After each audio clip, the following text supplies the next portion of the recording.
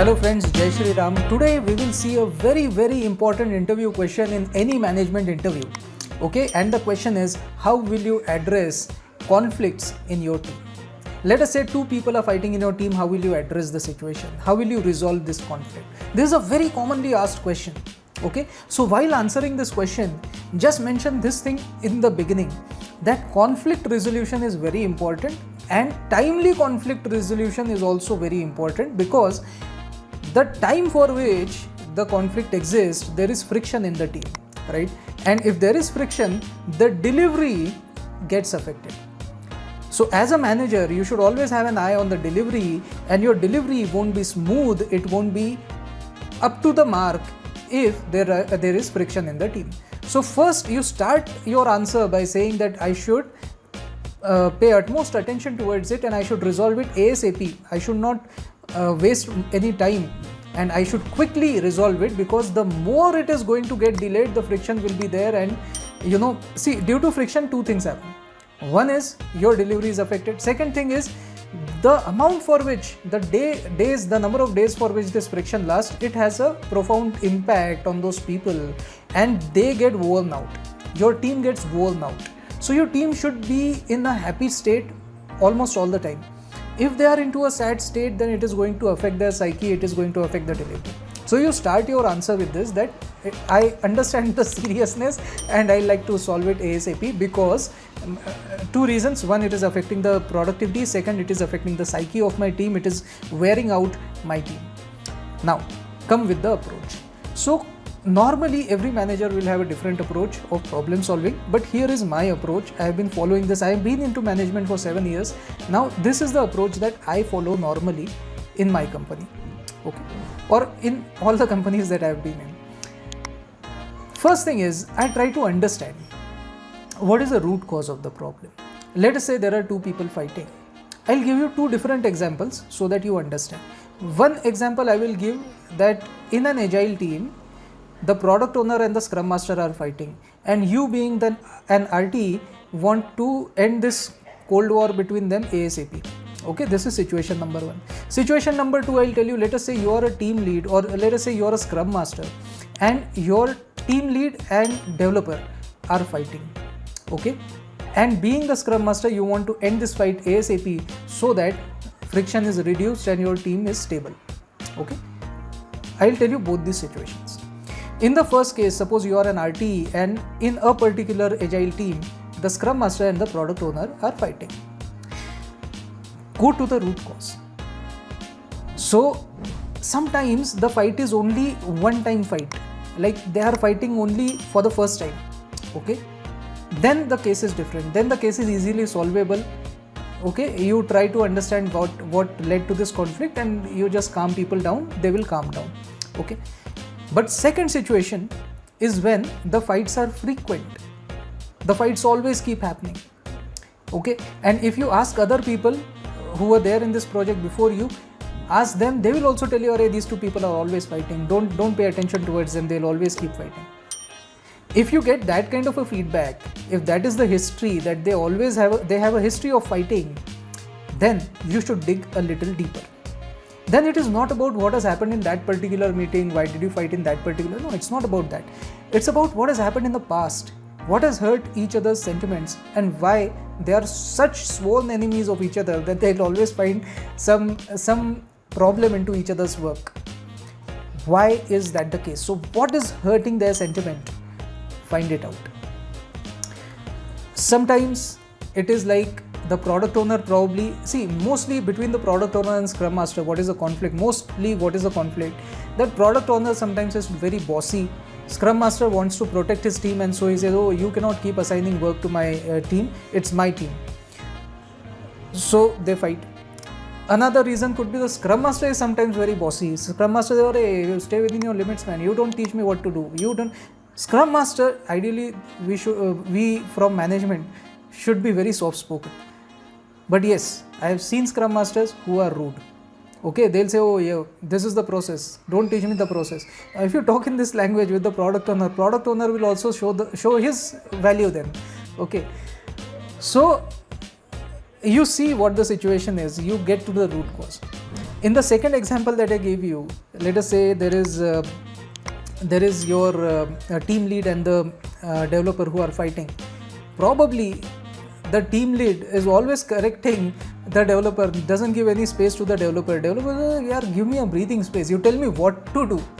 How to do it, I'll do it. And then you code review it. You tell me, okay, this code is right or wrong. Or at least hear out my approach. Don't dictate every little thing to me. Probably that is a problem. That's the root cause. Or probably the fault could be at the developer's end. Developer is not agreeing to any strategy that team lead tests. Team lead says, I have more years of experience and I know better. At least hear me out, buddy. Don't do it all the time. Don't do it as per your wish. There is a strategy, and especially architectural runway, I know better than you, so you follow this approach. Don't argue on every little thing. That can also be a problem. Developers can be very argumentative. I used to be an argumentative person in the past. So I'm telling you out of experience, this happens. Okay. So in both these situations, what you should do is, I think your problem is solvable. If your problem is solvable, then you should do two things. First of all, make people understand, see, you are going wrong here, you are going wrong here, try to correct here, you try to correct here. Preferably, many people say that you speak separately to each other. No, I will say preferably speak in front of each other. It will boost confidence. I at least do it in that way, and I explain it to both of them. I never pick a side. I always say, see, something is going wrong here, something is going wrong there. Unless there is a situation that one person is absolutely wrong, then I will cut this person out and I'll speak only to that person. But it rarely happens, very, very rarely happens. I'll come to that situation. That situation is this situation, that if both of them are not meritorious, one is really at fault, then what to do. So this is the last situation. I'll come to that. But mostly the situation is that both the people are good people and the conflict can be managed. So you make them understand, see, you're going wrong here, you're going wrong here, you behave this way, you behave this way. Let's try this for some time and then see how things are. Let us keep analyzing it every week and let us see whether things are mellowing down. Okay. So first thing, you explain them what to do. Second thing, you give them a carrot. And third thing, you show them the stick. This is called as carrot and stick strategy. In one hand, you show the carrot. You tell them what is the advantage of taking this approach. That you should work amicably, you should not fight together. What is the advantage? You show them the advantage that, see, the friction in the team reduces, our productivity will increase. Speak about team spirit all the time. See, our team delivered these many points last time. Our team delivered these many or had these many defects last time. We are improving gradually. This will improve so much better if we don't have friction. Don't you think so? It will help you, it will help him, it will help everybody in the team. Don't you think? So you are talking about team spirit. Many leaders nowadays, they talk about Rashtravad. They did not govern the country properly for 8 years, it's okay. But they will bring everything back to Rashtravad. Rashtravad hai support. Everybody will unite for that one sentiment. Similarly, people in your team will unite for team spirit. You take the team name as often as possible. Suppose your team's name is Phoenix. Phoenix should deliver this. Phoenix had these many defects. Phoenix all the time. Why? Because it boosts Rashtravad. It boosts that teamvad into people, which is a good sentiment to bind people together. Okay. So if the people are drifting apart from each other, bind them together using this team spirit glue. Okay. There is a glue between all the people, right, in your team. So first of all, use that teamvad feeling. Okay. That is the carrot. Okay, that we will improve, you will improve, everybody will improve, it's good for everybody, that is carrot. And then also, this is very, very important, guys. Many managers are too goody good. They'll always speak positive, they'll always, show the carrot, they'll distribute all their carrots. Very wrong. Show carrot, also show the stick at the same time. This is very, very critical, guys. And some managers only show the stick, that is also wrong. Show carrot also. Show both of them together in equal proportion. So you have shown the carrot that, see, we will improve, our name will improve. So everybody, see, we are like in a boat. So if the boat rises, everybody rises with the boat, right? Now similarly, you show the stick. See, your performance is good, both of you chaps are really brilliant people, and why are you spoiling your career in this way? Why, not career also, but why are you, getting into unnecessary conflicts? See, at the end of the year, you tell me, whenever your appraisal happens, manager needs only one point to point out that, okay, you did not do this thing properly, and then he reduces your rating. Doesn't it happen in every appraisal? Now you're saying in general to both of them. You're not pointing out one person. You are just telling the situation that, see, this point can be raised in your appraisal meeting. So better be cautious. I have everything in my mind.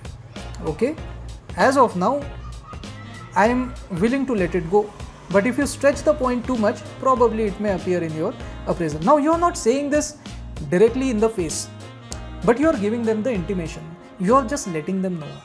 This is very important. This is called a stick policy. You should be good at giving carrot also, you should be good at giving stick also. And you should be giving them in equal proportion, then you are a good manager. This is my opinion. If you have a different opinion, many people have a different opinion, let me know in the comment section. If I am convinced with your opinion, I will make another video and let you know that, okay, see, this person told me this and I am convinced. Okay? But personally, I feel carrot and stick policy works the most. This policy has worked every time. Sardar Vallabhbhai Patel, he united 300 plus princely states into one country, India. How did he do it? He used carrot and stick policy. So it has been working ever since then. So he first used to talk about Rashtravad, oh, we are all together, we are all Indians, do this, let's do that. But then there were some princely states who just did not listen. So he sent the military. Okay, so carrot and stick. Get the work done, that is important. Bring peace in the team. Make the team productive. That is your job. So you have to get it done. Okay, so that is called as carrot and stick policy. So do that. So if the problem is solvable, then solve it in this particular way. First of all, explain it to them. What is the problem? You do this, you do that. Okay, and then you show the carrot first, and then you show the stick next. Okay, do this. While showing the stick, give a very subtle message. Okay, don't threaten them. Threatening is very, very unparliamentary. That is very, very bad. Okay, dekh lunga tere ko appraisal meeting mein. That's not the language you should talk in. Okay, it's very, very wrong. You will get fired for that if you talk in that language. But you say, okay, it might affect your appraisal. Don't you think, one little point may affect appraisals, na? Why do you want to spoil the appraisal? For this little point, for this little ego tussle, you want to do that? Talk in that tone. Okay, very important. Don't threaten people. That's very, very bad. Now, let us say that the problem is just not solvable. Okay, the two people, see, you have put all your management skills into this conflict and you could still not resolve it. Okay, it is beyond your level of problem solving. Okay, and of course, you should never take your problems to your senior. I really don't like it, and none of your seniors will also like it, because see, expectation in management is that at your level you should be able to solve your level problems. Don't come to me with your problems. Okay, so normally, see, one or two problems probably you will still escalate, but keep it to a minimum. Don't escalate every little problem. Otherwise, what's the point of having you, right? You should be solving problem, right? You are not solving problems, you are letting the problem escalate to the higher management. That's a very bad thing. So if that is the situation, that you just cannot solve the problem, it is not solvable at your level, or you don't even want to involve the higher management, so it's not solvable, then what you should do?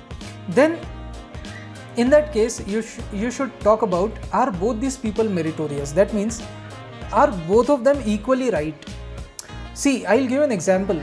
See, many times what happens is you have to choose between two people. See, now both of them cannot live together, right? So you have to choose one of them, right? Now sometimes both of them are not wrong. Both of them are good people. Both of them are good in their own work. But they just cannot live with each other due to some XYZ reason, due to their history, something has happened in the past, whatever it is. Okay, I'll explain with an example. Suppose there is a Scrum Master and there is a team lead. Okay, the Scrum Master is very good at Scrum Mastery or the process level things. He is very, very good. Team lead is very good technically. But team lead is sometimes rude to the Scrum Master. Scrum Master says, "Yeah, I have to run the show. You don't scold me in front of the team, man. Whatever, you're good technically, you have more years of experience than me, that's also okay. But see, I am the Scrum Master, right? Respect me for the role at least. Probably that team lead is also very intelligent. He must be feeling, yeah, I have 9-10 years experience. This guy has just 6-7 years experience and he is my boss. What is this? There could be this kind of a tussle. You try to explain them. As being an RT, you try to explain them once, twice, but if it is just not resolvable, then I'll give you a simple solution. Okay, both these are good candidates. Okay, so if both these are meritorious, yes, then you should put the people into 2 separate roles so that they will deliver the best to the team or to the company without getting into conflict with each other. So what you do is, you remove this team lead from the team. You place it somewhere higher than the team. You put him at the program level. You put him as a senior team lead who will be reviewing the code of all the other teams. Okay, because he's a brilliant guy and he's able to justify it also. And see, if that guy has 10 years experience, definitely you should not keep him at a team lead level. You were wrong in keeping it at a team lead level. That was the real root cause. So you should elevate the person. Second thing, that Scrum Master is now having full control of his team. No one is going to talk back to that Scrum Master. He can manage his team. He is also happy. He is also happy. Now, of course, this was what? Carrot. You gave carrot to both of them. You told the Scrum Master, okay, I'll get him removed from the team. Scrum Master is happy. You gave the carrot to that person, okay, I'll elevate your position. You don't have to mess around with people in this team. You take care of a higher objective, do this, do that. You gave a carrot to both of them. Okay. Now, you also show them stick, both of them. So to the Scrum Master, you should say, see, we are into management. If people issues come, you are supposed to solve it. See, it can be a one-time issue, I'll let it go, I won't keep it in my mind. But, if this keeps happening, I hope you understand it. But it can affect your career, yeah. It can affect your appraisal, don't you think? Being a manager, you should solve people issues. How can you be a core member of this team conflict? How can you be the core factor in the people issue? How can you get into people issues? You are supposed to solve the people issues. No? You explain. So you have used the appraisal word. That was the stick for the manager. Okay, don't threaten. Don't threaten anybody. Show the stick. In a very artistic way, in a very nice way. Show the stick. To the team lead also you tell the same thing. That's, the thing is, you are a team lead. You are a leader. Leader is supposed to solve each other's problem, be a helping force, be a guidance to the team. If you are authoritarian, no one will like to accept authority. No one accepts authority. Authority, someday or the other, authority falls. You should learn convincing skills. If you don't learn convincing skills, your journey ahead in your career can be very patchy, can be very difficult. Till now it was okay. On technical prowess you could do a lot of things, but beyond this stage, you should also have convincing skills. You should also be able to work along with people. And if you cannot work along with people, then it is a negative against you. It will be a part of your KRA also. You must have seen. See, very subtly I have used the word KRA, appraisal. That is the stick. That is the ultimate stick. You should always show that stick to everybody. If you are showing the carrot, you should also show that stick. Make it very clear to the person that it can affect your appraisals. Now it is not the case that you will only be judged on your technical prowess. No, those days are gone. Now you are into management now. Almost you are a techno manager. Use that word as often as possible, techno manager. People love this word. I don't know why. Second thing, always use your team's name. Oh, it will bring disgrace to the team. It will be great for the team. It will be bad for the team. Use the team name and use this kind of words which are really good attributes like, okay, techno manager. People love to listen to that. Oh, you're a leader. People love to listen to that. But use these words while you're showing the stick so that people don't get agitated. When you say you are in a leadership role, so it may affect, you are expected to solve the problems. How can you be a part of a problem?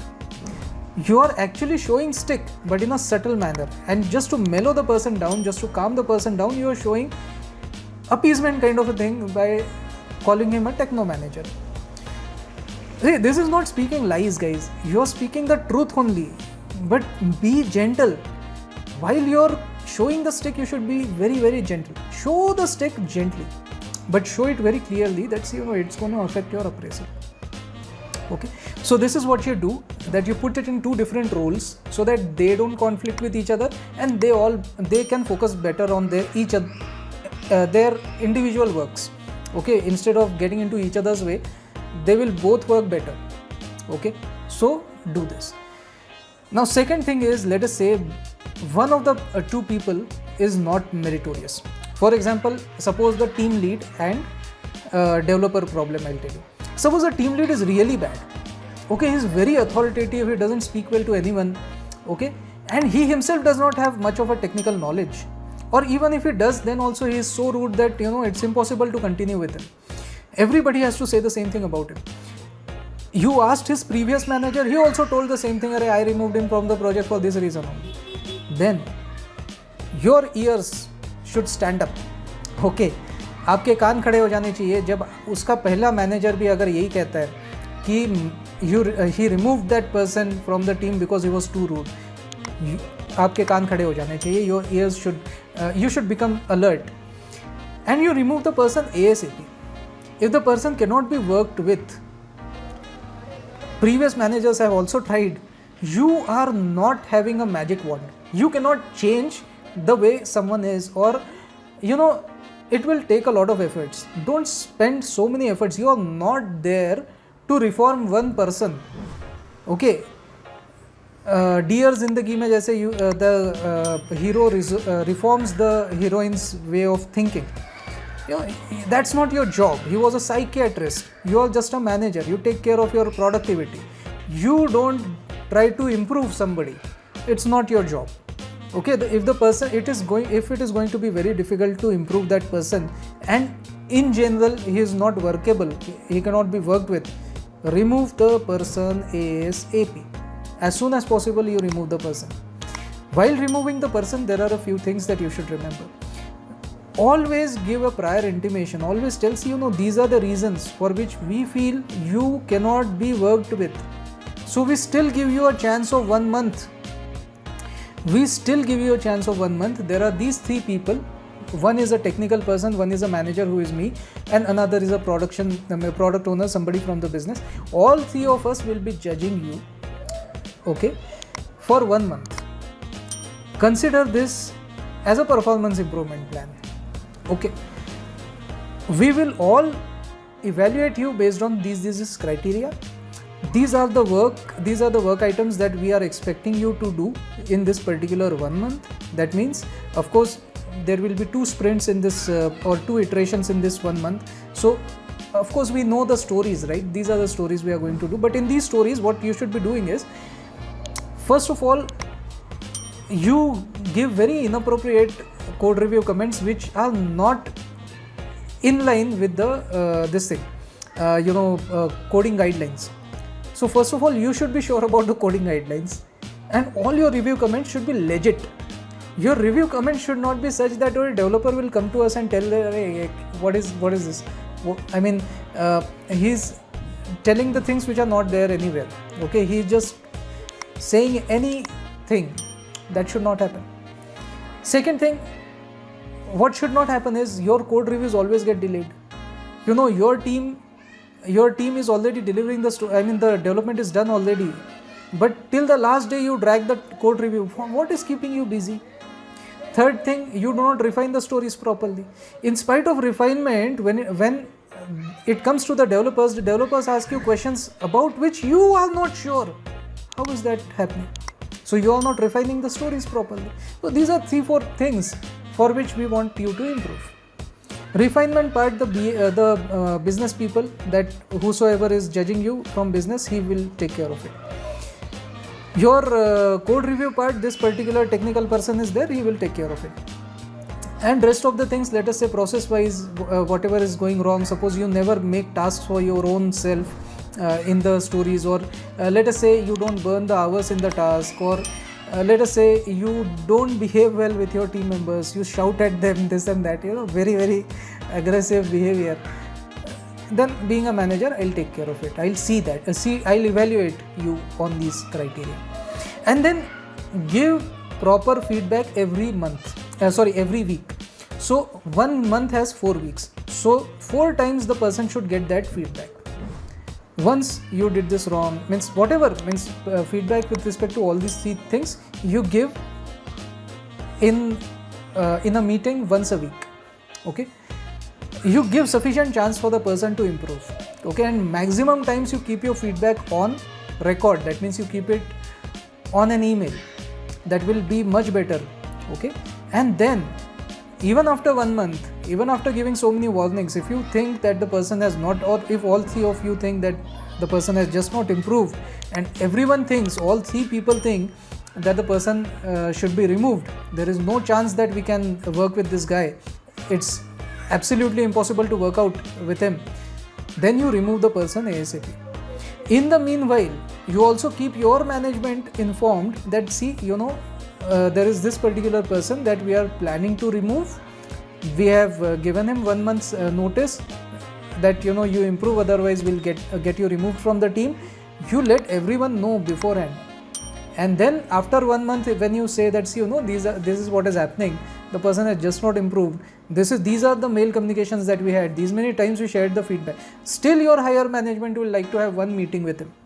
Okay, you say, go ahead, have a meeting. You also, all 3 of you can also have a meeting with the higher management, tell them, see, these many times you are paying the feedback. If all 3 of you tell at the same time that the person is not workable with, there are 95% chances that the person is getting removed from the team. Unless the management's hands are absolutely tied and they don't have any other person, or there is budget constraint or something like that, then the person may survive. But he won't survive for very long. As soon as that impediment is removed, the first person to be removed from the team will be that person. Okay, so this is the approach that you should take. I am giving you this last step as the ultimate thing. I wish that this you should not come to the state where this has to be done, but if it is the case that you should remove that person, then don't waste time, because I told you in the beginning itself that for as long as this situation of conflict continues in your team, there is friction. If there is friction, there is no productivity, and your team is internally wearing out due to this conflict. Always remember that in interest of everybody else, take a quick decision, and of course that person may land up in some other project. See, unless and until we show the mistake, the person will never improve, and if the person is not going to improve, it will be bad now for him as well as for you. And besides, you should care more about your role. Your role is not to improve the person or to give a better life to that person. Your role is to ensure productivity of your team, to ensure good environment in your team. That is your role. So don't get into unnecessary affiliation with people who don't deserve that affiliation or who probably should improve. You support one person, but if that person is not working, his workload is getting distributed across other people in the team. What for? I mean, what wrong have they done in their life that they should face additional burden of his work also? That is wrong. Don't see, you support people, that's okay, but support people only to the extent that, see, I am giving you a PIP, that is performance improvement plan, please try to improve. I am giving you honest feedback, try to improve. If you show one bit of honesty in improving, then also I am ready to support you 100%. But if you are just not willing to improve, then I cannot continue burdening other people just because of you. Some decisions will have to be taken. Give them a clear intimation, give them chance to improve, this is important, but then be very objective about it, that, see, you haven't improved, or if he improves, well and so good, then the problem itself gets resolved. Okay. So those were my tips. Now of course you must be coming from a different line of thought, so if you have any other tips, then please enlighten me as well, let me know. And I assure you, if I like your tip, I will create another video. I'll even take your name, that's, I got this tip from so and so person and it works for me also, I'm convinced, and I will try to implement it. Okay, so until next time, this is Amit signing off. Jai Shri Ram.